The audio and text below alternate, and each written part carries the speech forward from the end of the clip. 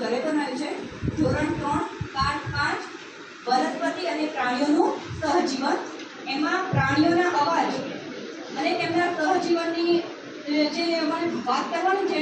તો અહીંયા મેં આખો પાઠનું જ જોકે લખી લઈને આવીશ. આખો પાઠ તમે બાળકોને કેવી રીતે ભણાવી શકો છો. આ પાઠમાં વનસ્પતિ અને પ્રાણીઓ એકબીજા પર કેવી રીતે આધાર રાખે છે અને બંનેનું એકબીજાના જીવનમાં શું મહત્વ છે, એટલે કે વનસ્પતિઓ પ્રાણીઓ પર અને પ્રાણીઓ વનસ્પતિ પર કેવી રીતે નિર્ભર છે, એની સમજ આપણે બાળકોને આપવાની છે. અમે અહીંયા જૂની અધ્યયન નિષ્પત્તિ અમારા જોડે અત્યારે અમે એ લીધી છે, જે નવી આવી છે નથી લીધી. EVS 313 વિદ્યાર્થીઓ પ્રાણીઓ અને વનસ્પતિઓ વચ્ચેની પરસ્પર નિર્ભરતાને ઓળખે છે.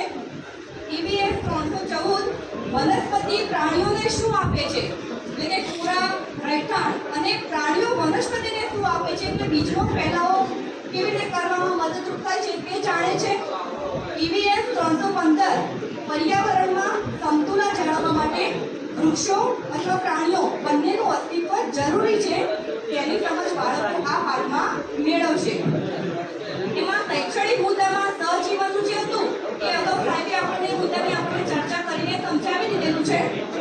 હવે છે બીજો જે મુદ્દો આવે છે એમાં જમીનની માટીનું અવલોકન. તો આપણે બાળકોને માટીનું અવલોકન કરાવવું હોય તો કઈ રીતે કરાવી શકાય, એના માટેની એક પ્રવૃત્તિ છે કે આપણે જુદી જુદી જે માટી છે એ ડીશમાં કે ટ્રેમાં ભરીને બાળકોને એના ઉપર ખુલ્લા પગે ચલાવીએ. ધારો કે સૂકી માટી છે, ભીની માટી છે, દાણાદાર જે માટી આવે છે, રેતી આપણે જે કહીએ છીએ, બરાબર, એ પ્રમાણે. પછી જે બીજો મુદ્દો પ્રાણીઓ વનસ્પતિ પર કેવી રીતે આધાર રાખે છે, એટલે કે મોટા ભાગના જે પ્રાણીઓ છે એ ખોરાક તરીકે ઘાસ, પાંદડા, ફળ ખાય છે, એટલે કે શાકાહારી પ્રાણીઓ.